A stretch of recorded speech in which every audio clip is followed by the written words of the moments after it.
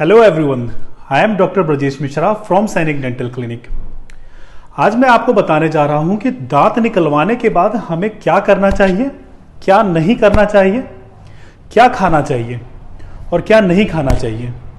हम क्या कर सकते हैं कि हमारे जख्म जल्दी भर जाएं। दांत निकलवाने के बाद जो ब्लीडिंग होती है, अगर इमरजेंसी में मान लीजिए रात में अगर ब्लड ज़्यादा आ रहा है तो हम घरेलू उपचार क्या कर सकते हैं। आज मैं आपको इसी टॉपिक पे डिटेल में बताने जा रहा हूं। सबसे इंपॉर्टेंट बात यह है कि आप अपना डेंटिस्ट वाइसली चूज करें। दांत निकलवाना itself is a big thing.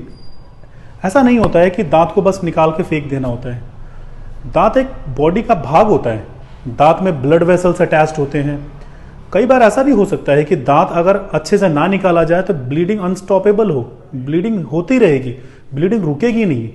तो सबसे इंपॉर्टेंट बात यह है कि आप अपना डेंटिस्ट अच्छा चूज करें, बहुत वाइसली चूज करना है। ऐसा नहीं कि कहीं भी जाके आपने दांत निकलवा लिया कि सिंपल सी चीज़ है, चलो दांत ही तो निकलवाना है, ऐसा बिल्कुल भी नहीं करना है। आप अपने डेंटिस्ट बहुत अच्छे से चूज करें।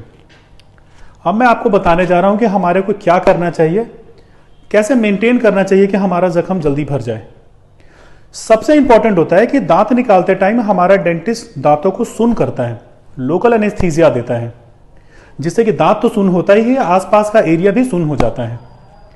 दांत निकालने के बाद वहां पे ब्लीडिंग होती है, जो कि एक नॉर्मल फिनोमिना है।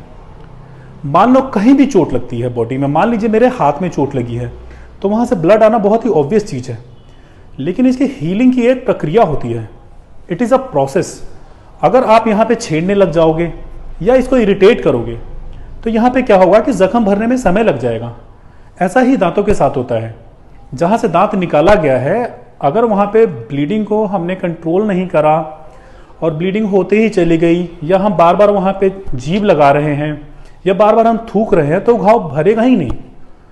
मान के चलिए 3 दिन के बाद आप एक ऐसे कंडीशन को फेस करने जा रहे हैं जिसमें आपका पेन स्टॉप होगा ही नहीं, चाहे आप जो मर्जी मेडिसिन ले लीजिए, जिसको हम ड्राई सॉकेट बोलते हैं। दांत जहां से भी निकला है वहां पे अगर खून नहीं जमा तो वो एरिया बोन में ड्राई हो जाएगा। ऑब्वियसली नर्व एंडिंग्स खुली रह जाएंगी। उसके बाद आप कोई भी चीज लोगे डायरेक्ट वहीं पे टकराएगी, आपको बहुत दर्द होने वाला है। दांत निकालने के 1 घंटे तक आपको रुई पे बहुत जोर से दबाना है, टाइटली प्रेस करके। ना ही आपको कुछ भी थूकना है, कुछ भी नहीं पीना है। मुंह में मान लीजिए अगर सलाइवा आ रहा है या हल्का फुल्का ब्लड भी आ रहा है तो आपको उसको अंदर ले लेना है, बाहर नहीं फेंकना है। आपका अपना ही तो चीज है, हीलिंग में हेल्प कर रही है ये चीज। मुंह का घाव और बाहरी घाव में बस एक फर्क होता है कि हमारा मुंह का जो घाव होता है वो जल्दी भरता है। रीजन बीइंग कि जो हमारा सलाइवा होता है उसमें कुछ ऐसी प्रॉपर्टीज होती हैं जो कि हमारे जख्म को बहुत जल्दी भर देता है। सलाइवा में कुछ प्रोटीन्स होते हैं।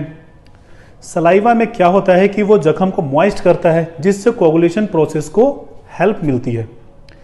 तो सबसे इंपॉर्टेंट चीज ये हो गई कि हमारे को कॉटन पे अच्छे से दबा के रखनी है। बार बार उसको छेड़ो मत, बिल्कुल भी मत छेड़ो। बहुत लोगों की आदत होती है बार बार जीभ लगाएंगे, रुई हटा देंगे, फेंकेंगे थूक, ब्लड आएगा, दोबारा नया रुई लगा लेंगे। तो ऐसा बिल्कुल भी नहीं करना है। आपको जख्म को इरिटेट बिल्कुल भी नहीं करना है।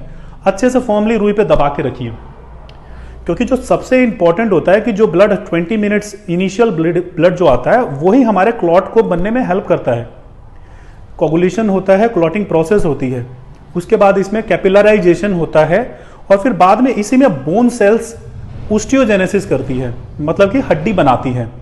तो एक लॉन्ग प्रोसेस है। आपको इसको इरिटेट बिल्कुल भी नहीं करना है। अगर इस मैकेनिज्म को आपने इरिटेट करा तो आगे जाके आपको दिक्कत होने वाली है। 3 डेज के बाद आप ड्राई सॉकेट को फेस करने वाले हो। मान के चलिए बहुत पेनफुल कंडीशन होता है ये। तो सबसे इंपॉर्टेंट चीज है रुई को दबा के रखनी है अच्छे से।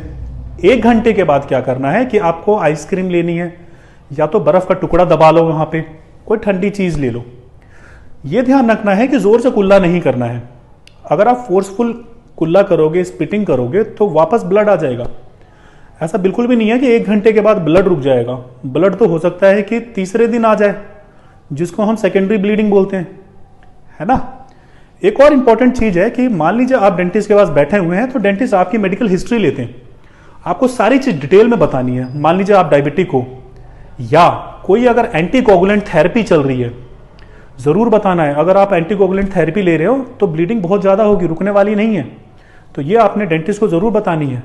अगर आप एस्प्रिन ले रहे हो, अगर कोई हार्ट प्रॉब्लम है उसके लिए आप एस्प्रिन ले रहे हो, तो डेंटिस्ट को बताना है। आपका डेंटिस्ट 2 दिन तक उस चीज़ को स्टॉप करेगा, एस्प्रिन लेने के लिए मना करेगा।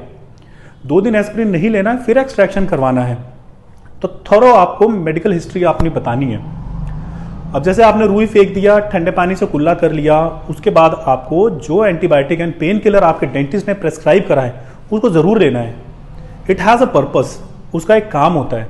लोकल एनेस्थीसिया ज़्यादा से ज़्यादा 1.5 से 2 घंटे तक वहाँ पे सुन रखेगा एरिया को, उसके बाद उसका असर खत्म हो जाएगा। तो जो आप ओरल मेडिसिन ले रहे हो वहाँ पे वो अपना एक्शन शुरू कर देगी। ठीक है, एंटीबायोटिक बिल्कुल टाइम से लेना है। क्या खाना है, फर्स्ट 24 आवर्स तक आपको खाने में हल्का खाना खाना है, ठंडा खाना खाना है, खिचड़ी ले लो, दलिया ले लो, हार्ड चीज़ बिल्कुल भी नहीं लेनी है। स्टिकी हार्ड चीज़ नहीं लेनी है, गर्म चीज़ नहीं लेनी है। चाय अवॉइड करना है। बहुत लोगों की आदत होती है दांत निकलवाएंगे, शाम को चाय पी लेंगे, गरम गरम चाय पियेंगे, ब्लीडिंग हो जाएगी। 3 दिन के बाद डेंटिस्ट को बोलेंगे क्या हुआ, हमारे दांत में दर्द हो रहा है, तो रीज़न वही था, आपका चाय था। आपको 24 आवर तक चाय बिल्कुल भी नहीं लेनी है। सबसे इंपॉर्टेंट बात, आपको स्मोकिंग बिल्कुल भी नहीं करनी है 3 दिन तक। गुटखा पान सुपारी बिल्कुल नहीं खाना है 3 दिन तक। बल्कि मैं तो कहता हूं आप 3 दिन ही क्यों, छोड़ ही दो ना बिल्कुल। किस लिए खाना गुटखा पान सुपारी और स्मोकिंग किस लिए करना, फालतू में कैंसर हो जाए क्या करोगे। 3 दिन तक इस चीज को तो स्ट्रिक्टली अवॉइड करना है। स्मोकिंग करते वक्त क्या होता है कि उसमें से धुआं निकलता है, गर्माहट होती है उसकी, प्लस सिगरेट में निकोटीन होता है। निकोटीन क्या करेगा, हीलिंग प्रोसेस को डिले कर देगा और ब्लीडिंग करवाएगा। तो हमारे को नहीं लेनी है ये चीज।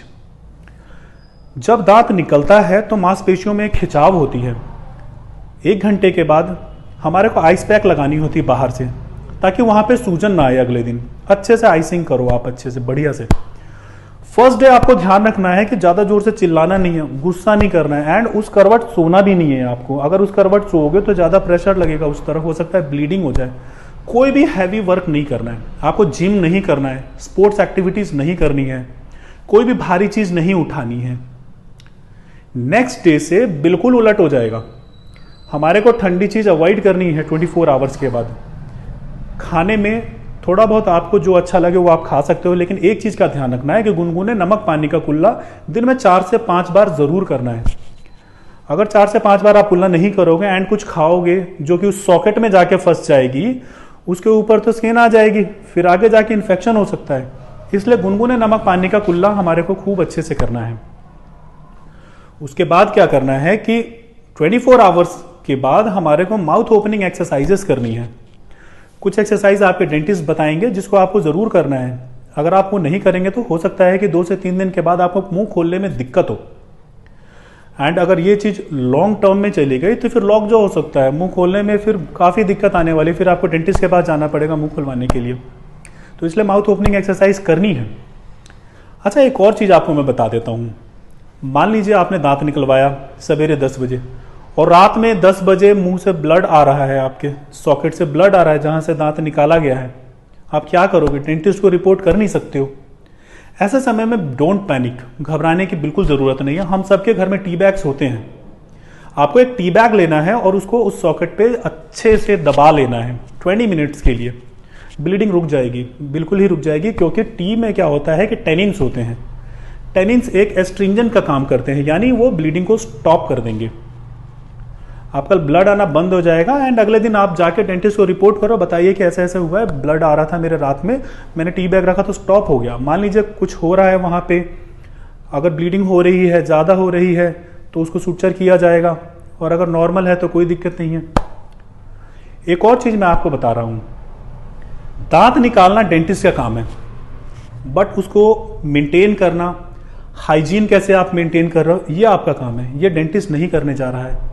ये डेंटिस्ट की एक्सपर्टीज है कि वो दांत अच्छे से निकाल रहा है, बट इसको मेंटेन करना, हाइजीन अच्छे से, क्या खा रहे हैं आप, क्या नहीं खा रहे हैं, क्या कर रहे हो, ये आपके ऊपर है। तो आपको अपना ध्यान रखना है, आप प्लीज अपना ध्यान रखिए।